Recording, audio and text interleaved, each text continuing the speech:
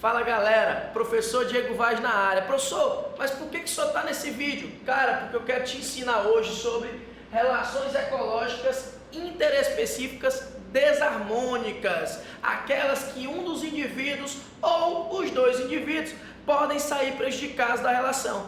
E hoje, para começar essa maratona das relações ecológicas desarmônicas, eu trouxe para vocês 3 relações.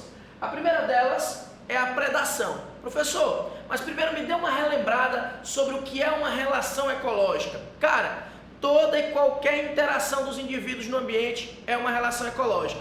E a relação interespecífica é aquela que acontece entre seres de espécies diferentes. Desarmônica é aquela em que pelo menos um dos envolvidos vai sair prejudicado. Então vamos nessa? Predação.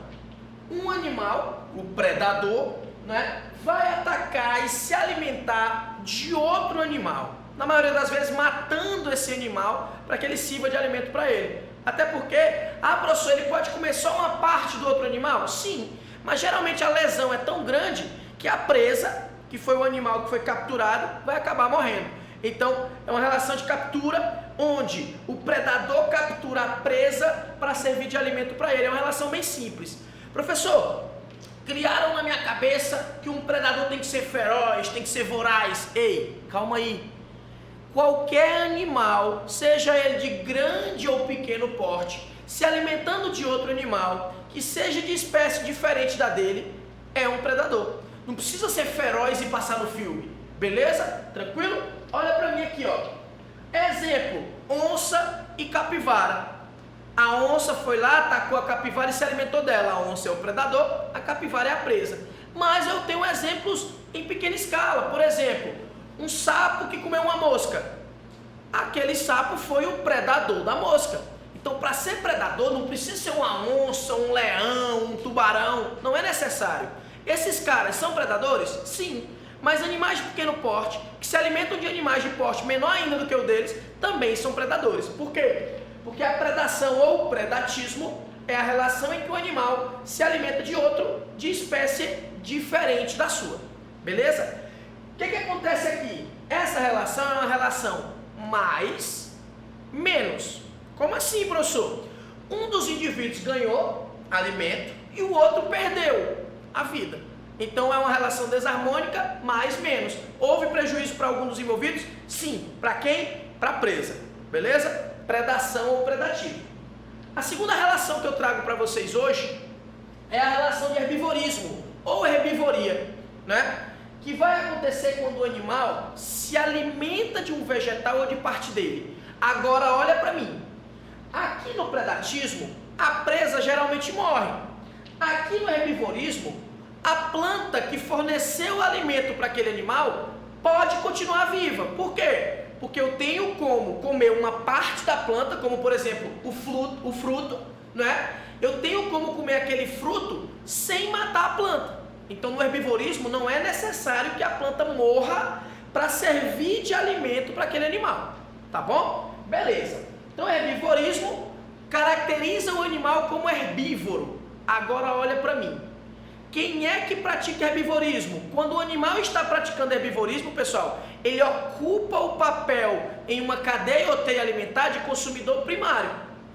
Professor, só quem faz herbivorismo são animais herbívoros? Não necessariamente apenas eles, pessoal. Porque nós também temos os animais onívoros, que se alimentam tanto de carne quanto de vegetal. Um animal onívoro, ele pode realizar tanto predação, quando ele come carne, um animal diferente dele, quanto herbivorismo, quando ele come vegetal. Então são relações muito presentes nos níveis tróficos das cadeias e teias alimentares. Predatismo e herbivorismo. Beleza? Aqui o animal comeu outro de espécie diferente da sua. Aqui o animal comeu um vegetal ou parte dele. Comeu só uma folha. É herbivorismo? É. Não precisa comer a planta toda.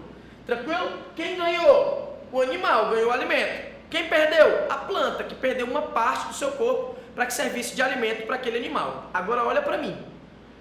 Houve prejuízo para a planta, professor? Sim, mas entenda que mesmo havendo prejuízo, pessoal, essas relações são naturais. Isso é necessário para manter o equilíbrio da natureza. Então houve, olhando para aquela relação isolada, um prejuízo para a planta. Mas entendam uma coisa, isso precisa acontecer no ambiente. Não é porque a relação é desarmônica que ela não precisa acontecer. Ela precisa acontecer para controlar o tamanho das populações, para controlar o equilíbrio dos indivíduos no ambiente. Tranquilo? E a última relação que a gente vai trabalhar na aula de hoje é o parasitismo. Ei, parasitismo te lembra? Parasita. Perfeito. Esse parasita é um indivíduo que vai se alojar em outro indivíduo, que é o seu hospedeiro, retirando dali os seus nutrientes, causando-lhe prejuízo. Grava uma coisa na tua cabeça, olha para mim, olha para mim. Nunca é intenção do parasita matar o seu hospedeiro. Por quê? Porque é de lá que ele retira seus nutrientes. Se o hospedeiro morre, o parasita também vai ficar prejudicado, porque a sua principal fonte de alimento acabou, morreu. Então, o indivíduo, professor, pode morrer por causa de uma doença parasitária, pode morrer por causa da presença de um parasita? Pode, mas não era a intenção do parasita fazer aquilo. Mas, como o parasita está retirando nutrientes do hospedeiro, às vezes o hospedeiro fica muito fragilizado e acaba morrendo. Beleza? Então, o que é o parasitismo? O indivíduo, que é o parasita, se aloja em outro indivíduo de espécie diferente da sua, que é o hospedeiro, de onde ele retira os seus nutrientes. Beleza? Lembrando, de novo, que ele não quer matar o hospedeiro, ele quer retirar os nutrientes dali, mas acaba gerando um prejuízo para o hospedeiro, que vai ter que dividir seus nutrientes com o parasita. Um exemplo que eu coloquei aqui, ó, foi o piolho e o ser humano. E professor, quer dizer que o ser humano faz parte das relações ecológicas? Lembre-se sempre que nós somos seres vivos, então a gente faz parte sim das relações ecológicas. Qual é o outro exemplo que eu posso usar de parasitismo? Cara, eu tenho vários exemplos.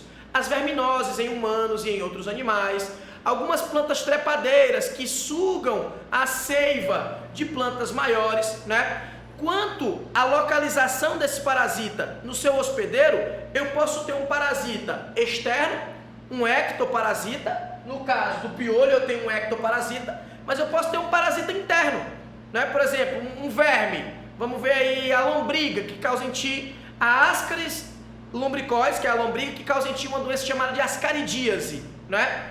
Esse verme vai estar se desenvolvendo dentro do teu corpo, então ele é um endoparasita. Quando o parasita está fora do hospedeiro, ecto. Quando ele está dentro, endoparasita. E com relação à dependência do hospedeiro, eu ainda tenho outra classificação. Se o parasita depende totalmente do hospedeiro, ou seja, tudo que ele tem de nutriente ele retira do hospedeiro, eu tenho um holoparasita. Mas se esse parasita depende apenas parcialmente do hospedeiro, ou seja, ele consegue obter nutrientes em outras fontes, aí eu tenho um hemiparasita. Beleza? Então temos aí 3 relações interespecíficas desarmônicas: a predação, o herbivorismo e o parasitismo. Sempre nessas 3 relações, um indivíduo ganhou, mas um indivíduo saiu prejudicado. O que eu quero que tu grave é que mesmo um dos indivíduos tendo sido prejudicado, essa relação ela é necessária para manter o equilíbrio da natureza. Beleza? Espero que tenha sido claro, pessoal. Espero que tenham gostado da aula e aguardo vocês na nossa próxima oportunidade. Grande abraço, valeu!